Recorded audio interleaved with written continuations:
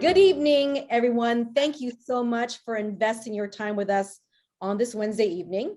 We're happy for you to take part in our 4th series from the ground up. My name is Maria Fuertes, and I am the director of the Practice Heroes program at CareStack. Tonight, we have an amazing panel on supplies and equipment and how much is too much, where they will be providing valuable insights on where to begin or assess everything you need to know when opening up a practice from the ground up, right? So our goal tonight is that you will come away with an understanding, knowledge, pearls of wisdom, if you will, that you can apply to be more successful in your business. So here's the format. To give you an idea what to expect tonight, we'll take a few moments for each of the panelists to briefly introduce themselves and tell a little bit about their background in the industry. I'll kick off the conversation by highlighting tonight's topics. And towards the end, we'll open it up for questions, which you can enter into the chat box below to give you an opportunity to ask questions that you've been thinking about to helping you navigate the challenges in opening up a practice. Because I know from here, I can tell you this, I've got some friends as well that have started up the practice and hadn't been able to sleep at night. So it's almost like having another child, right? And then don't forget, stick with us to the end to get the code for your $25 Grubhub. So without further ado, let's get started with the panel introductions.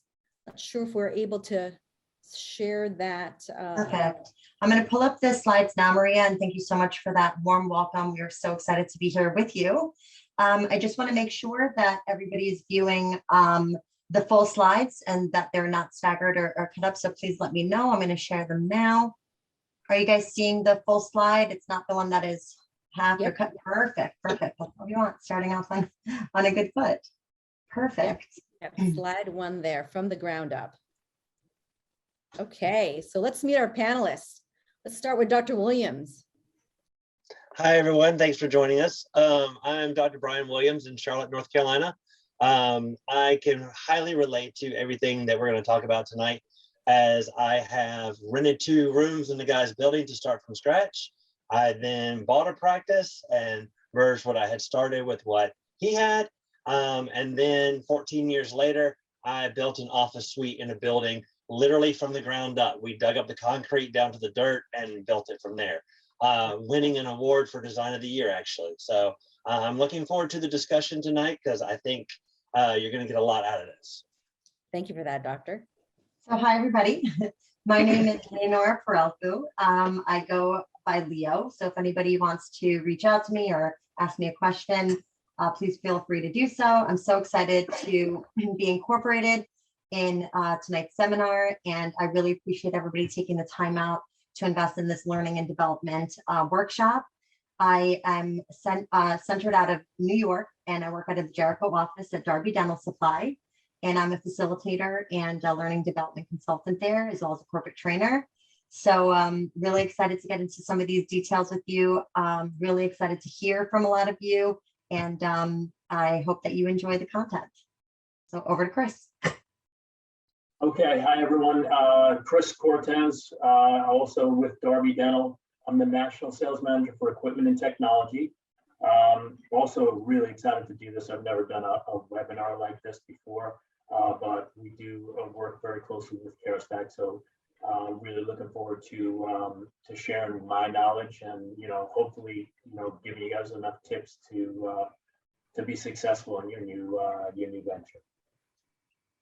Thanks, Chris, for that. By the way, there's always a first for everything, right? Right. So before we go into our topics for the evening, I just want to ask Dr. Williams, Doc, you started your own practice and you also purchased one. Which one was actually easier than the other? And do you mind sharing with us some of the pros and cons from both perspectives? Oh, wow. I don't know that one was easier than the other. I guess from the pros and cons standpoint, buying a practice is certainly easier than starting from scratch because you've got a patient base, you've got a staff. Those things can also be cons. It just depends. Starting from scratch is certainly difficult because you got to put yourself out there and you got to let people know that you've hung your shingle out and that you're literally starting from scratch. I I would say if one is easier than the other, it would probably be buying an existing practice. Mhm. Well, thanks for that, which then brings us to our agenda this evening. So we're going to be focusing on 3 different topics, okay? And they're important all in all. We're going to focus on what type of products to consider, the logistics that come into play, and obviously and essentially choosing a supplier and support system to go with that. Absolutely. And I think to start off, what is going to be the most helpful is to really start wrapping our minds around a 30,000-foot overview of considerations around small equipment, capital equipment, and consumables as well. So we're really going to focus on these 3 product categories tonight. And to start off, we're going to discuss some considerations for each of these. There's logistics behind all of these categories, the selection process and financing, game plans, as well as really wrapping our minds around a timing schedule and a game plan to be able to make sure that these work for us, right? So just to start with the logistics, I'm gonna, I think it's smart to start kind of big, 30,000 overview, and then narrow it down as we can get some of the bigger things in play and some of the bigger picture elements in there. So we're going to start off with some logistics around equipment. Chris, would you like to expand and share a little bit about that? Yeah, absolutely. So there's a couple of things to consider here. Obviously, we're saying, if you're starting a new space, a de novo or a practice from scratch, that's a bigger, Dr. Williams already said, it's a little bit tougher, right? There's a lot more things to consider. So if you're starting from scratch, I'm going to assume that you've got a realtor who's familiar with the space, an architect who's familiar with the space. And if you haven't started with that, or if you haven't started yet, that's what I'm going to recommend. You definitely want to use people who are familiar with the industry, because it makes a huge difference. And if you, for whatever reason, already got started and didn't, use those 2, didn't use an expert in those spaces, definitely use a dental contractor, someone who's built dental offices before, because they're going to be able to spot mistakes that have come up in the past, that they've seen. They've built many offices, etc. And if you're just using someone who really doesn't know, you will run into mistakes. I know we had a conversation with Dr. Williams, and he did have a situation with an architect, I believe, right, Dr. Williams? Yes, several situations.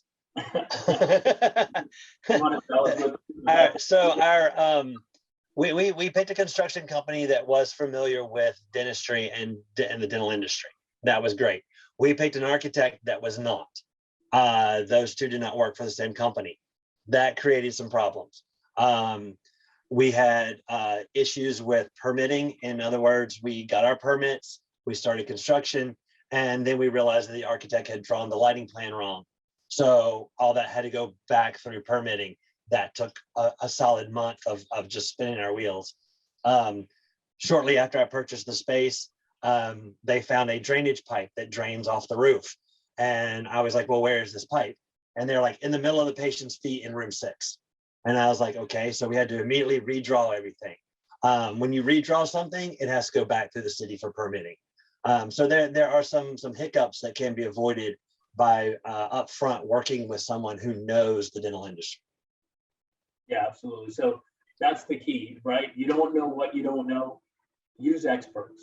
Don't, if you're going to save a couple of dollars on the front end using a contractor or somebody else who doesn't specialize in this, it's not worth it. At the end of the day, it's going to be more. It's going to end up costing you more.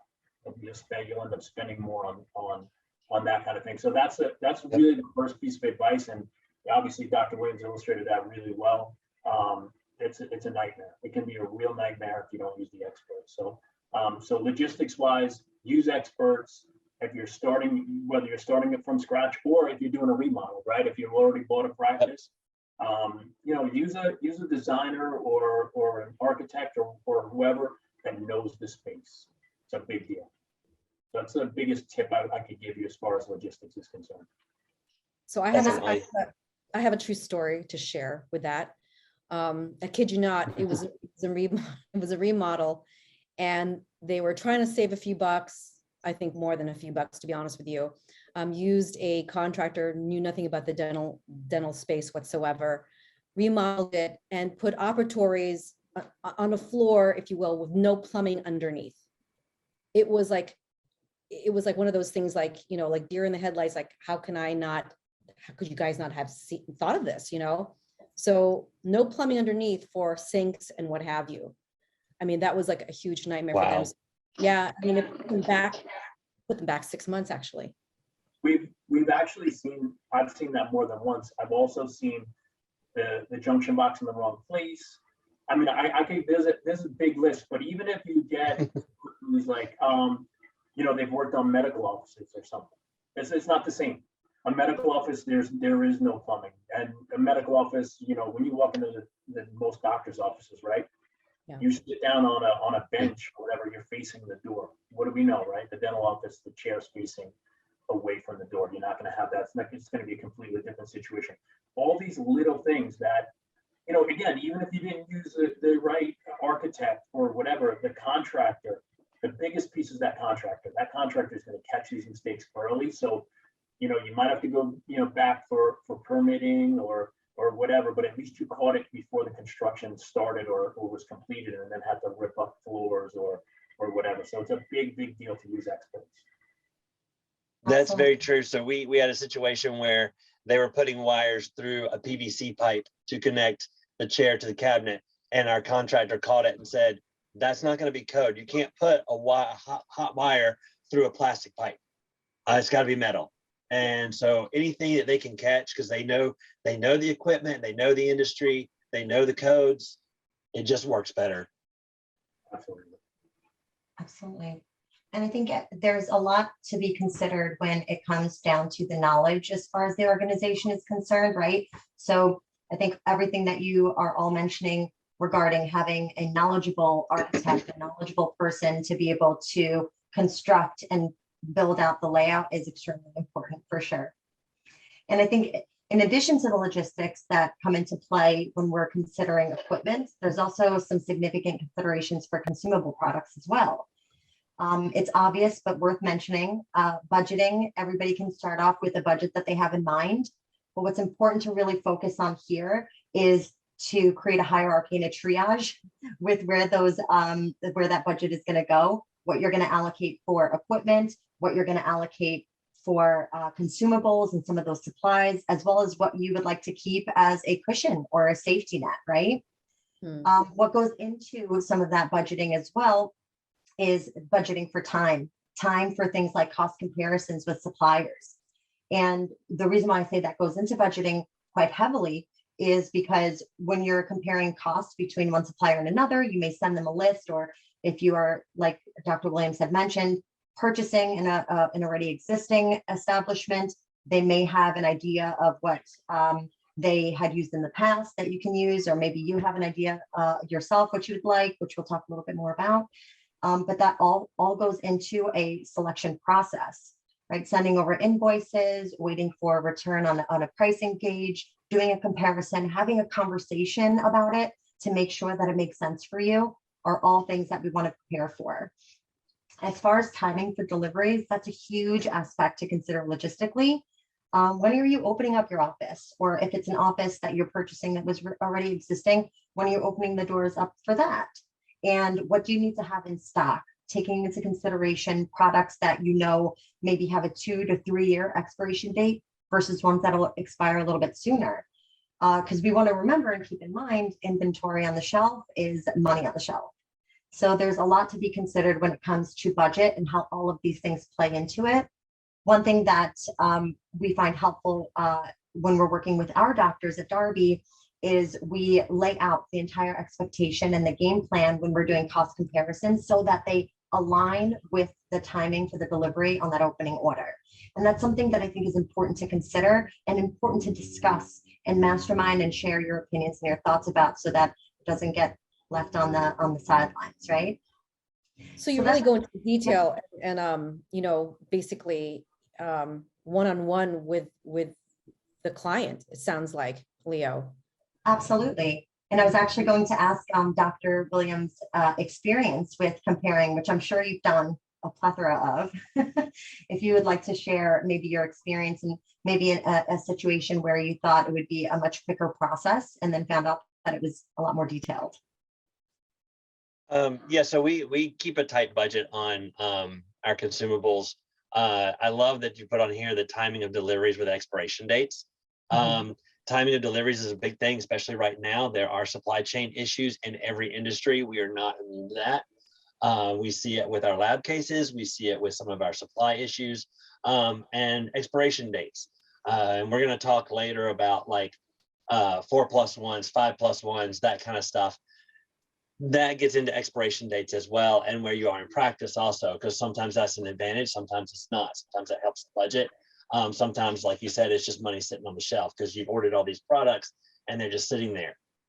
When I first bought the practice that I bought, the dentist did all the supply ordering. He went through a warehouse, so it was a complete discount warehouse. He got deals, but everything had to be ordered in bulk. That can be a good thing for some practices, and it can be a good thing for some supplies. It can be a bad thing for some practices too. I mean, I had about 10 million cotton rolls when I bought that practice. Absolutely. And I think that the way that you are explaining that experience really adheres to having a collaborative approach with customers, which is something that we really pride ourselves on, right? Making sure that we're kind of lifting the veil and having an equal partnership with our doctors so that they have a say in every step of the process, because ultimately the office that they're opening up is theirs. It is your office. It is, it has to make sense for you timing wise. And when it comes to the logistics of budgeting, people always start off with a budget, and even sometimes doctors may put in some wiggle room, right? Some extra budgeting resources in there. And what I tend to find is we always dive into that wiggle room, right, Dr. Williams?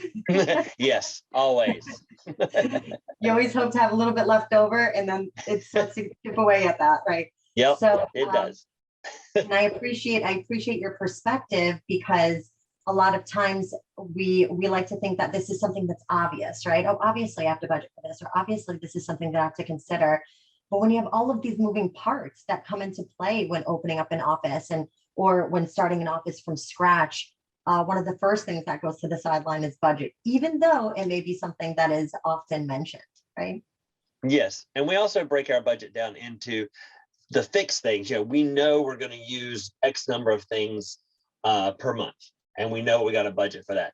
Then there's the variables, because if you're going to, I mean, if you're doing a lot of endo, if you're doing a lot of crown and bridge, I mean, those things are flexible. The more you do, the higher that's got to play into your budget, because it's going to increase your overhead in that area. That's an incredible zero-based budget. I love hearing that. And it's absolutely, yeah, it's a great point as a takeaway for sure. And I'd love to also hear from you, Dr. Williams, when it comes to selection of products. One of the things that we found just working really closely with doctors and being able to understand what their priorities are, oftentimes they put a lot of the emphasis on the representative, making the choices for them, or their account manager, or somebody that they trust, which is great. And we love that. One thing to consider, and that's where I want to get your expertise, is really being a part of that product mix, really being a part of creating the order, creating the list yourself, because nobody's going to know better about what products you need and what procedures you do than you as the doctor, right? Very true. Yeah, give us a little bit of insight. Yeah, so like you said, the doctor knows their practice. They know what procedures they like to do. They know what supplies they like to use. So to have that intimate relationship with your rep is very, very important. We have a great relationship with all of our reps, and they come in here and we sit down and we talk about things. And yes, they have specials, and yes, they have deals, and sometimes they're good and sometimes we decline them. And it just depends on what we need at the time. And each month may be different. You know, we as an industry, we tend to ebb and flow as well. You know, we call it slow down September sometimes. You know, everybody comes back from the summer, school starts, You're not going to need as much in September as you are in December when everybody's trying to use that last little insurance benefit and you're running around like crazy. Yeah. So the budget is going to vary, and that's where you need a good rep to walk you through that. Yeah, I couldn't agree more. Yeah. And another consideration into that budget is really looking into some private label items. And private label can sometimes be synonymous. People sometimes say house brand. And one of the things that a lot of our doctors have appreciated, not only about our private label products, but the transparency in the private label products is that although they may be house products or branded with the Darby brand, they're made by trusted manufacturers, right? So there's no compromise. Yeah. Yeah, a lot of people assume that if you're going to order the house brand, it's not as good, isn't going to last as long. Those kind of things. That's simply not true. That's great to hear. Good to hear, most definitely. Yeah, and one really interesting and I think helpful feature of the private label products, and this is something that I tend to see pretty prevalently in the industry, and something that Darby definitely puts forth, is the money back guarantee, right? So if you have a certain doctor that maybe is very brand specific and is really focused on sticking to what they know and feel comfortable with, they don't have to worry about trying something new, because in the event that maybe they just don't like it, maybe it just doesn't feel right, or it doesn't feel as comfortable as something that you used before, it's a money back guarantee, so that you don't have to feel stuck or between a rock and a hard place with a product, right? But private label is a great aspect to include, especially since it is budget conscious. There's so much more availability for lower pricing or competitive pricing, really, when it comes to private label products. And of course, it has to be where it's appropriate for you and where it's going to make sense for the products that you're looking to maybe save a little bit more on, for sure. And that also brings us to the logistics behind product ordering, right? So we talked a little bit about the logistics when it comes to the equipment, and it's impossible to cover every single area in the short amount of time that we have today. I'm sure Dr. Williams can definitely agree. But here's Yes. a brief snapshot, right? Here's a brief snapshot of an opening order list that we as account managers at Darby create for our doctors. And really the way that we like to present this is a prepared fashion, right? So it's a really good starting point. If you notice, there's items categorized. There's the brands as well as the number of the page in our catalog, the item number, and then the description. But we all know as people in the dental industry that you may have one product, one brand, one category, and then you have several different hundreds of sub parts and subcategories and variations of those products. So the importance of a good opening list is really making sure to have a good starting point. And this is what we use it for. And Maria, I know that we had discussed this a little bit, but I'm happy to share this with anybody who would like to have a copy of it. If you're feeling like you'd like to have a good pivot or a springboard for where you'd like to start with products, or maybe just go through this list to be able to check things off. That's always been a helpful guide. I see that somebody, Dr. Kim, raised their hand. I think we're going to have to, Dr. Kim, if you want to, did you want to have a copy of it as well? If you want to put that in the chat. Sure. Yes. Oh, perfect. Yes, we will definitely send this over to you, Dr. Kim, and anyone else that would like to have it as a good reference guide. This is, like I said, just a quick snapshot. It's several pages long, and I can also send over a private label list as well. And then we also have one that incorporates a lot of our specified products to kind of break it down a little bit. So I'll send you everything and anything you'd like, and then you can use it at your leisure, for sure. Thanks for sharing that, Leo. And then also I encourage all of our attendees to please, if you want, obviously what Darby is very nice enough to share this with all of you. Please put in your email contact info in the chat box below. Absolutely. Thanks, Maria. Right. Of course. So we've talked a little bit about selecting our products, the importance of a good list, the importance of a good resource, the importance of really being involved in that process. The selection actually goes further into the aspect of equipment as well. And I'll have Chris talk a little bit about different philosophies that are really good to noodle on as somebody who's opening up an office from scratch or purchasing an existing establishment. Yeah, thanks, Leo. So, what everyone should be aware of is that, the first thing you want to do when you're thinking selection is think of what your philosophy is, right? So there are really big companies out there, very respected companies out there that are going to tell you, look, go bare bones to start, right? Don't, go with the least expensive chair, have one handheld x-ray for 5 rooms, share one sensor, no overhead light, just use your loops like that. I mean, that's definitely one way to go, obviously. And for some people, maybe you don't have much of a choice, if you're just starting out. There's other dealers out there that are going to tell you, listen, start out where you want to end up, right? They're going to say, buy the most expensive, top of the line, everything. Obviously, they make money on it. If you've got, if you're swimming in money like Dr. Williams, you can do that. That's not a big deal. He'll just, he'll buy you one too, maybe. What we look at is we look at value, right? So what we're trying to do is, we're not telling you, look, you have to break the bank, but we're saying you can get really good quality.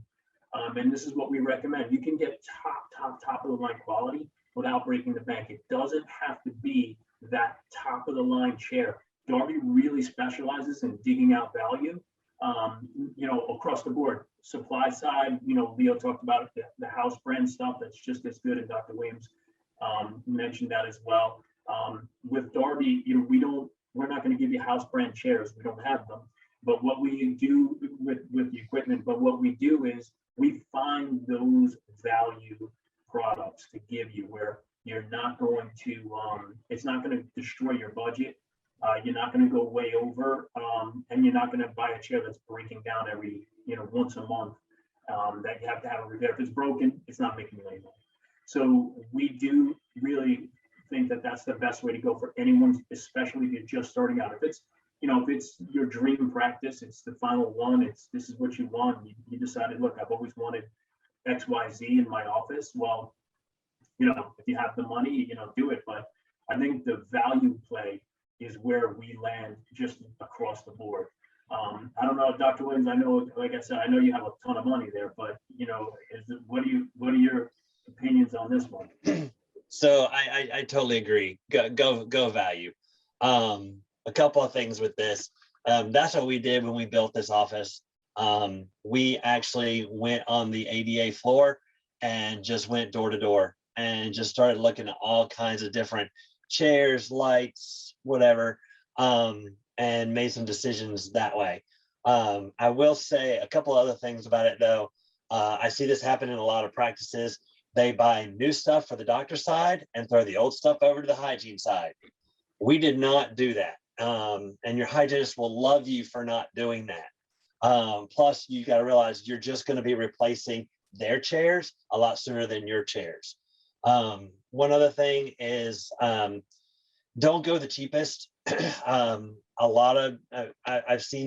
We've gotten some patients in before that they're like, I went to this practice and the equipment just didn't feel right. It didn't sit right. And so they equate that to the type of dentistry they're getting. If it looks cheap, they think they're going to get cheap quality work in return. So that first impression and how they walk into your office and how they walk into your operatory is huge. Yeah, we've heard it, we've seen it. I personally have switched dentists because they didn't have the latest technology. I don't know if everyone would be aware of that, but for me, it was super important. And I think these days with everyone, basically everyone just looks on the internet. They're going to see, yep. What do you offer, right? Are you still putting impression material in my mouth? Are you still using film for some reason? This is, you need the right technology. And then when they walk in, they might not know the brands of these things, but when you sit down on that wobbly chair, you're not you think that chair might fall over. It's not something that you really want to, that's again, I don't want to badmouth anyone else's philosophy. There are really good companies that go with option one and recommend option one. But Right. for Darby, this is where we go. Sorry, go ahead.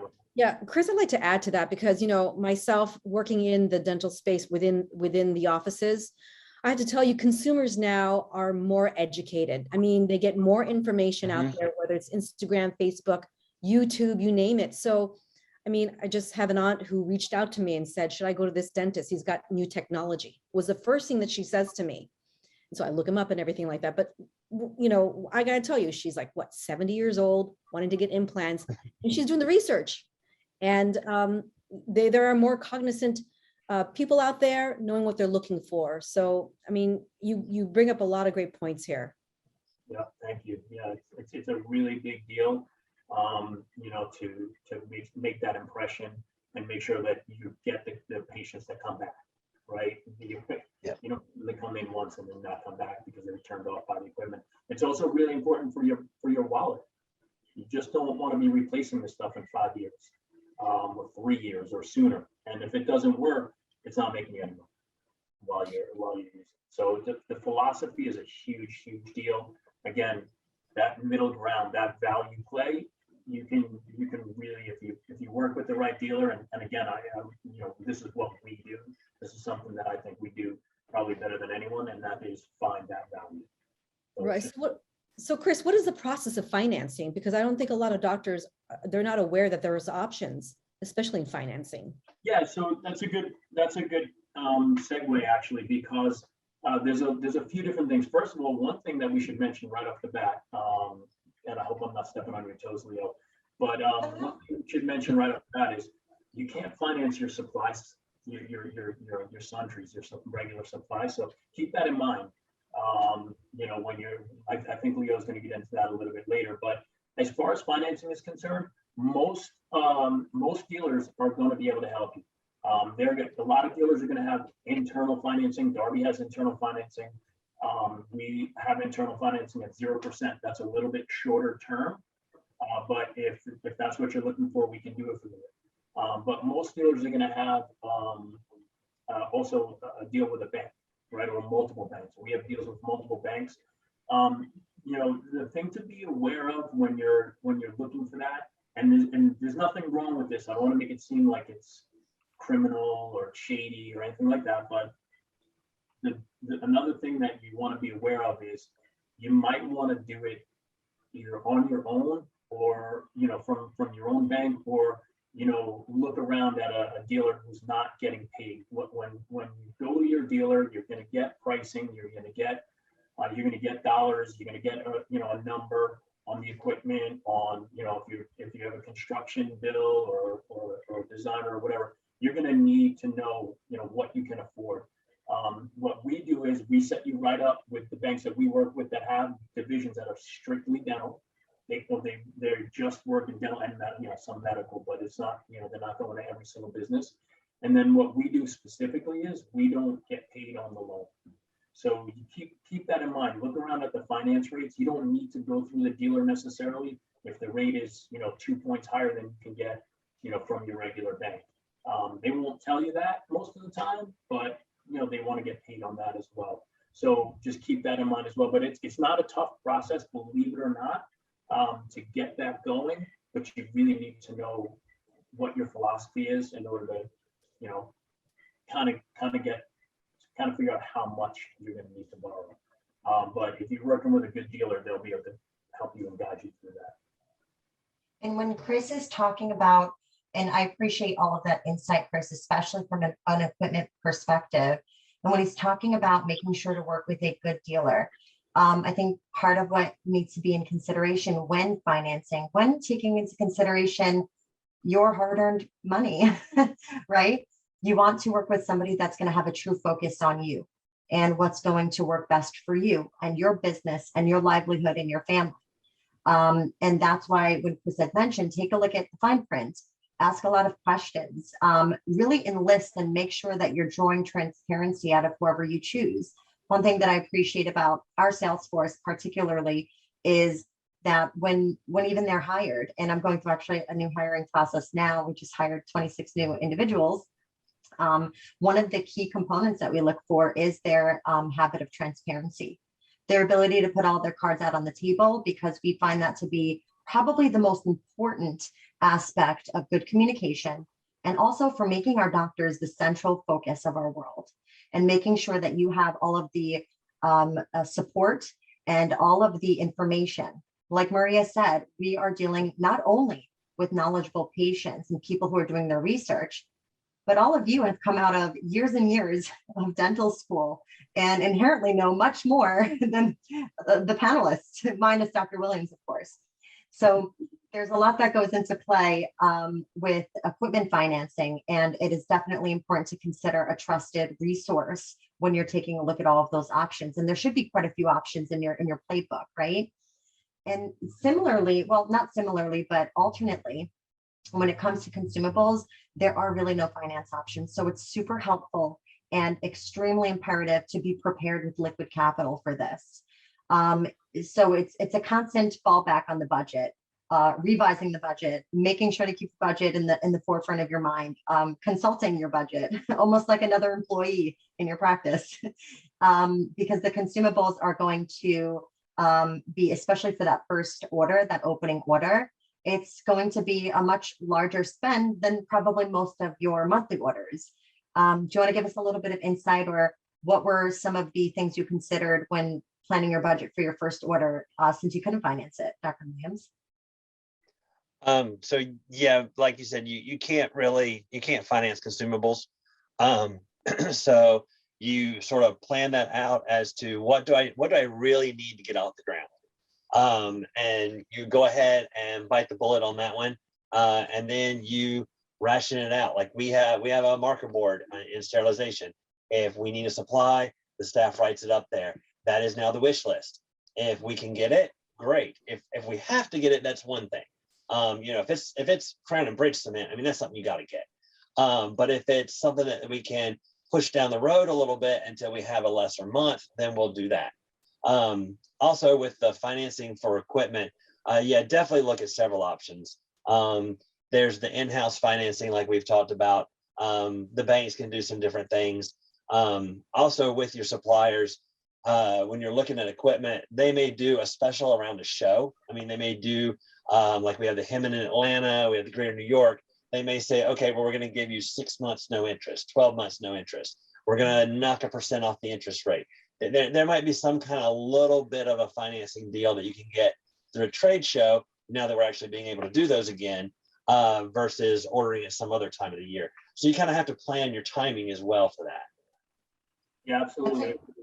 Just real quick, the trade shows are always great. If you don't have to wait till the end of the year, like a lot of people just wait till the very end, the last show.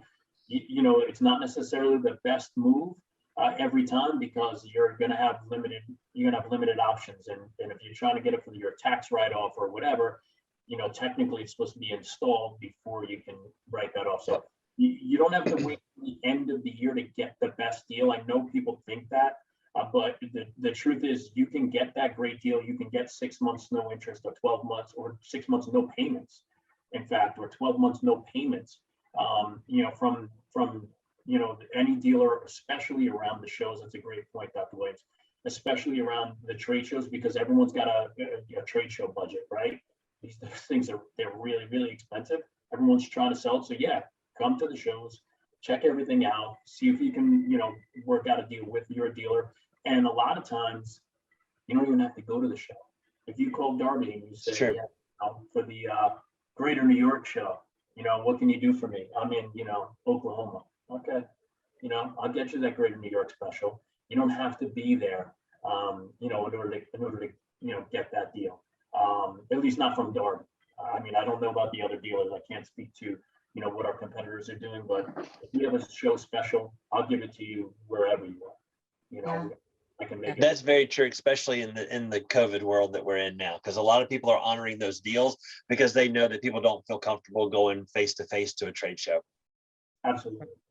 And a lot of manufacturers, big manufacturers pulled out. They're just not doing the trade shows right now. Even since we've been going back, they've just decided not to go. So we can work things out, and definitely the trade shows are a great point, but you don't have to go to the last one. You can order equipment at any time. and your consumables and everything else, and for any of the shows during the year. In fact, the early show, Chicago Midwinter, is a huge show for me every year. For whatever reason, in the Midwest, everyone wants to buy their stuff at the Midwinter meeting, and every year we do crazy deals for everything. Those are great points, Chris. So let's talk about timing, because it seems to be like this is like one of the things that may fall to the wayside. They think that I'm going to be opening up in 2 months and I'll be ordering stuff that I need for my office, but for some reason falls short of that, meaning that they'll never get it in time. So let's talk about timing. So this is a big one. I can tell you right now that this is something we see all the time. So a customer will call us and say, yeah, I'm opening in 6 weeks. I have to get my chairs or whatever. It's not going to happen. It delays everything. You really have to consider this and work with your dealer, way early. No, you should probably really have a good idea when you're going to the bank, right? You've decided on your philosophy, and now you're taking that to the bank. You should already have a legitimate equipment quote. It's going to change. It's going to change. You're a year out. It's going to change, but you should be ready. In normal times, I'd say the outside furthest out you should be on capital equipment is 4 months. That gives you enough time typically to get everything ordered, get everything staged, figure out what you forgot, right? What did you miss? There's a lot of things, but this is not normal times. There is a global supply chain issue going on. I would add a minimum of 2 months to that. So get your stuff ordered 6 months out. I can't stress this enough. If you wait too long, it's not like and when I say we, I don't mean just Darby, I mean all these dealers, right? It's not like we can't help you. It's not like if you started late, you can't get something, but your options might be limited. Maybe you're not going to get what it is you thought you really wanted, or the things you really thought were the best options, because you really want to open on time, because you really need to start generating revenue. So instead of getting the CBCT that you thought you were going to get, you're going to get a lesser brand or a more expensive brand, which is usually what ends up happening. You pay more. So I would say for capital equipment right now, get your order 6 months out. Order it 6 months out if it's at all possible. Small equipment, depending on what it is, at least still another 4 months out. Mm-hmm. It's timing on this stuff is hugely important. Yeah, most definitely. How about with consumables? Yeah, it's equally as important with consumables as well, especially now with the shortage of raw materials. One of the ways to get ahead of that curve is actually to do exactly what Dr. Williams did, which is to create a list as soon as you can with your absolute needs, and then another list with some of your wants, right? And my thought process, in my opinion, on when to order consumables, I would probably say give yourself a 4-month window. One window for game planning and comparing, and then you have a 3 months to be able to deal with any back orders and to be able to figure out if you need to work with alternative products if something isn't going to get in your office soon enough. Because you can always order more, right? You can always order more products, and you can always focus on increasing that inventory. But to have that initial consumable workout is going to be super important, so that you have enough to be able to carry you through your procedures. So I like that idea of the needs versus the want list. Get that needs list done 4 months in advance, and then you can work with the wants later. Right. Which actually brings us to... You brought a good point here. It's like, don't over order. I can't tell you enough how many offices I've gone into, and aside from what Dr. Williams had mentioned, you'd see like toothpaste that can last you for years and they've already expired. Yeah. And it's one of those things that I think a lot of times we don't think about, because there are so many moving parts. And some of the key takeaways are exactly what Dr. Williams mentioned about excessive inventory on the shelves is capital on the shelves, right? And I think, Dr. Williams, you also had talked a little bit about when the buy 3 get 1 free offers made sense and when they didn't.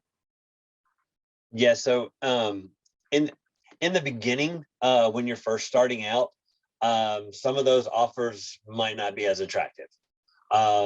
Then when you're up and running and you're busier and you're a few years down the road, then yeah. And again, it just depends on what it is. If it's something that's going to expire that I'm not using a lot, I'm not going to go for the bulk meal. If it's something that I'm going to use pretty frequently, or I know I've got cases coming up that I can use products on, that's different. But in the beginning, I really don't know that I would do the bulk ordering or the specials, because it just gets you to order more and you wind up spending more money to get the freebie, and then you don't use it and then it expires. Absolutely. And I think that the caveat to this, just in our current climate with shortages and back orders and things like that, is if you are understanding and talking to your dealer and your supplier, and if they're mentioning to you that there's this item that they have, but they have seen it go on back order, it might not hurt to order one extra, right? Sure. But to Dr. Williams' point, it may not make sense to do buy three, get one free, or buy 7, get 3 free. It's all about preparation. And I think the key takeaway is not to over order, but to be prepared, right? That's the thought process, right? Excellent, excellent. And I think that kind of brings us to the idea of what we're doing now. Once we've got our game plan in place with our ordering, with our list, with our equipment, and we're up and running, right? There's a few things to consider, where there should be a central area to be able to pack away all of your products, to create an inventory list with some values to be able to refer to, and to maybe consistently compare if that's something that you like to do, if you want to keep pricing close to the vest, which is absolutely understandable. And then how you organize those supplies within the operatories. And I know, Dr. Williams, you've had excessive experience in this, so I'd love to hear what you did. Yeah, so the central supply area is awesome, because so one example we had with us was we had people writing on that marker board, we need medium gloves. Well, so then we would order a case of medium gloves, and as everybody knows, when COVID hit, a case of medium gloves went through the roof. Then we wound up finding medium gloves in this cabinet, in this cabinet, in that cabinet. They were not in a central area, so when people were doing inventory, we really didn't know what we had. So that was the first step, was to go through and get, this is where this lives, this is where this lives, put everything in its place so you know how much you have of everything. Then you can create that inventory list of, these are what I need and this is what I want. As far as the operatories go, our operatories are like cookie cutters. They are pretty much mirror images of each other. So everything, the top drawer has this, the medium drawer has this.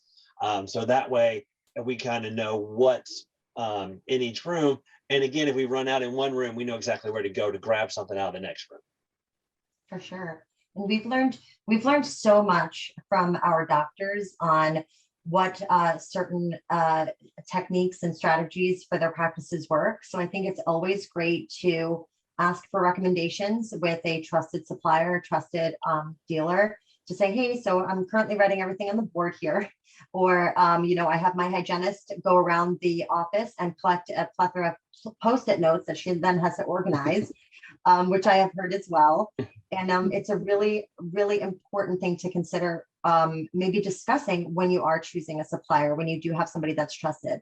And Dr. Williams, what are some things that you could recommend to consider when choosing a trusted supplier, somebody that you're looking to work with you? For me, it really comes down to the personal touch. What's their customer service like? How accessible are they? Is it somebody that's just going to show up every other week in your office and walk around and try to sell you on the latest, greatest product, or always bring a co-rep with them and try to sell you on this piece of equipment or whatever? That has the advantages, but really for me, it's about that intimate relationship with the rep, as far as they know my practice, they know what I like to work with, they know our philosophy, and then we can work together and move forward. They're not just coming in trying to sell me something, they're actually trying to work with me to grow my practice. Absolutely.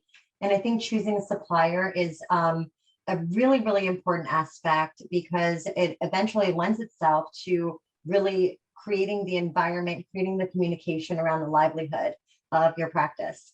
And you mentioned so many great things, Dr. Williams, about having that personal connection, having that collaborative approach, being able to speak freely and honestly. I think that that's a consideration for most. And Maria, I wanted to ask you, because I'm not sure if we have time, but I wanted to open it up to see if maybe the doctors that are in the webinar could maybe share in the chat what are some things that are important to them, if we have some time to have them added into the chat. Yeah, I think that if, while I know that we have a couple more slides and we Sure. can definitely, have them enter their questions into the chat box, and then let's I would just say, I think there's like a couple of important slides here that they should probably Absolutely. definitely think about. All For the sure. information giving. So as I start going over maybe a few things to consider, feel free to add maybe some of your top important aspects that you're looking for when you're choosing a supplier, or things that you've been thinking about. Some services to consider that, again, are obvious but worth mentioning are continuing education courses. Darby works with a CTP compliance training partners, and we offer a plethora of training modules as well as compliance-driven products to be able to make sure that offices are up to date with their learning and development for their staff, as well as making sure that there's just safety overall for the dentists themselves and their staff members and employees. Equipment service is a huge consideration, especially depending on what your philosophy is that Chris had discussed earlier. Is that equipment technician somebody that is available in your territory? Are they available to come into the practice? Is it the same person, right? There's so much that goes into having to re-explain why those sensors don't work to a new tech every single time versus having that same repair person come in and say, oh yes, I remember this was giving us some issues last time when we get to it. We actually have partnered up with DentalFix to be able to have some feet on the ground and reach out to our offices. Most doctors actually work with them already, so it's a great partnership. And thirdly, it's the product expertise. One thing that I believe is a really important aspect to consider when choosing a supplier is your central person. And Dr. Williams had spoken a little bit about having that intimate relationship with almost like a trusted consultant, and take into consideration where that consultant can branch out. What does the support system look like for that consultant? Are they, do they have a product specialist easily on hand? Are they able to connect you to an equipment department or an equipment service? Are they able to connect you to technology and software, right? Like we partnered up with CareStack. Sounds all encompassing, I swear to you. It's like, I'm in. Yeah, it's really creating that one-stop shop, right? Yeah. Yep. A lot of the stress and the anxiety, I think, for doctors, especially starting out with so many things to consider, is how many people do I have to call? How many people do I have to talk to about this? Who's going to send me where, right? But if you have one central person, it always makes it a lot easier, which brings us to the big choice, right? Yeah. Whether you're going to have multiple suppliers in mix or just one. From our philosophy and what we find to be the most helpful for the doctors that we work with, and this is straight from the perspective of the doctors, is that there are several advantages to working with one supplier. Again, you get that one-stop shop feel. You get the idea of having one central person to be able to almost be the extension for you to other departments, other resources, but then you can always refer back to them and consult with them to ask them questions, to get an idea of, where they should go from there. It's also a time saver, right? The idea of maybe telling your front desk or one of your hygienists or dental assistants to call this person, call that person, get with this person. Oh, did you call this person, right? In addition to, the plumber, the electrician, the whatever have you. It's a time saver to have one person be like, you know what, get back to work and let me take care of that for you. Let me get the answer. And it's also an easy way to create common expectations, to have the same person every time. Dr. Williams had mentioned that intimate touch, that close relationship where you feel like they follow you along your journey and your growth in your business. They really, truly understand you and you understand them, right? That's the whole point. So, and Leo, then they become your patients. Yeah, there you go. Right. You know what, Leo, you brought up some very important words here. That's trust and relationship. And then one thing I like the best is transparency. We've got a message here from Dr. Sindhu. She would like to have an initial pediatric dental supply list. I got to tell you, there's a lot of pediatric dentists that are opening up everywhere, it seems like. And then also, Tyler says, having Katie Witt at Darby has been a great asset to our practice. She reaches out on the regular to check in on us and also reaches out to make us aware of specials she knows that we will be interested in. So I know Katie very well, very well. She's a very close friend of mine. We actually started a Darby together.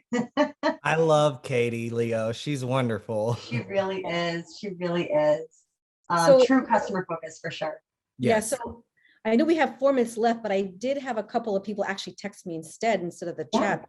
Yeah, so Dr. Mark is asking, why is it that I come across sales rep that are always pitching monies will be saved if I buy in bulk? They always make it seem that I'm going to be saving money or I'm going to lose out, like fear of missing out. I guess what's the angle?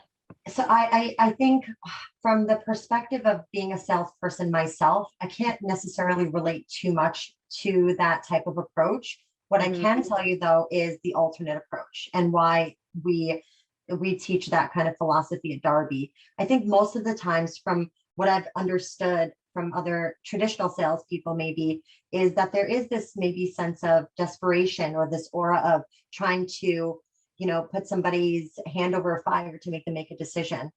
When it comes to salespeople in general, I do think that there's so many preconceived notions because when we think of salespeople, we think of a car salesman, right? Like, okay, let me go in there super guarded because I feel like they're going to try and sell me. They're going to try and coerce me, trick me, deceive me, persuade me.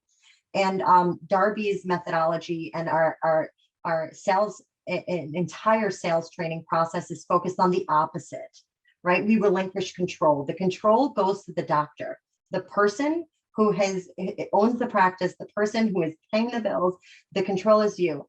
What I think the best approach is offering up all of the options, full transparency, putting all the cards on the table, not being guarded, and saying, hey, you tell me what works for you. I'm going to ask you a bunch of questions so that I could understand you better. Because if I don't understand you, how can I possibly give you recommendations on products, buy gets, or anything like that? So I can only really talk from my perspective as a person who does not coerce, manipulate, and push, I guess. Transparency and building that relationship and that trust. So Leo, can you go to that slide where we have everyone's contact information? I think it's because we're like down to a minute here. Sure. If you all would like to take a picture of this, this is how you can get a hold of our panel speakers. I got Dr. Williams, you got Leo and Chris. Please feel free to get a hold of them, take a picture of this slide. Definitely send, they told me beforehand that they love to field questions out there. Because I know that it's hard there's a lot of angst when it comes to building up your practice from the ground up, that's for sure. So. Hey, Maria, just wanted to make sure too that Leo sees in the Q&A, there's a question there for someone from Darby to answer. Is there somebody at Darby who can recommend a better product when it comes to certain products? Absolutely. We have an entire department that's focused on product specialists. We have 3 product specialists there. For example, I'm a startup and I don't know what products to order when it comes to infection control because I never paid attention as an associate. Is there someone to guide me to which products are popular amongst others? Absolutely. Absolutely. Not only do we have somebody that you can speak to directly, Dr. Kim, but if there's anything that's left unanswered, we have consultants that we can bring in to help you feel comfortable and to help you get up to speed on infection control, safety, hazard protection, OSHA, HIPAA compliance, all of those things. Absolutely. It's like Dr. Aaron Liu has a question. What advice do you have when starting to, and it looks like you're typing something up here, Chris, these are great questions. What advice do you have when starting to price equipment? How do you find transparency when comparing prices and looking for the best value? Yeah, I started responding to typing it because I didn't know how much time we were going to have or if there was a hard stop. But just honestly, and there's not going to be too many dealers that are going to tell you this, the best thing you can do is compare. Do a cost analysis, do a comparison with different dealers. You know, if your philosophy hopefully is the value philosophy, we're gonna find a way to show you the value. We're gonna tell you what our value is and why it's there. We're gonna give you our value proposition. But definitely, and again, you're almost gonna hear this from almost nobody else. Definitely get pricing from other other companies and see, Yeah. see if it compares and where it is. Yeah. If it's, you know, if it's just price, we're not going to win. But if it's a value, you know, Darby's going to probably come out on top most of the time. But I encourage you to compare. I encourage you to look for another quality brand or the exact same brand that you know, that you're looking for, and that fits in your philosophy. And then just see who does best. You know, we think that the competition is good for you as Yes. the consumer. And I think that's something that I'm sure that Dr. Williams can definitely agree with, you know, based on your experience, Doc. Oh yeah, definitely get different quotes from different people, and it also depends on the equipment that you're looking for too. You know, chairs are one thing. I'm a big CareStack office, so you know, when we did that, it was a cost analysis of how much are you spending on lab bills versus how much is the loan going to be. So there's all kinds of factors to consider based on what you're getting. Right. I think it's also important, and if I can give one tip to be able to create transparency wherever you can, it's the focus on trying to get the whole picture, right? The reason why every time before we purchase anything, we always look at the reviews is because we're looking to know more than just what the company is trying to sell us, right? Like we want to hear from people who have tried it, from people who have an opinion on it. And I know that everybody's looking for the whole picture. And one way to do that is to keep competition alive in all of your thought processes. And one quick tip to enlist transparency, since I know that that's a pain point for a lot of doctors, especially ones that I've worked with, is really wrapping your mind around price matching methodologies, right? If somebody is giving you a price to start because they think that you're willing to pay it, but then telling you that if you come back to them with a better price that they'll match it, ask them for that matched price up front. Right. Right? And Leo, Definitely. yeah, and Leo and Dr. Williams and Chris, everybody can go ahead and take that picture of that slide. Okay, once again, thank you for investing your time with us tonight, and have a great week, everybody. Thank you. So much. Thank you, Thank you. everyone. Have a great evening. All right. Thank you. So-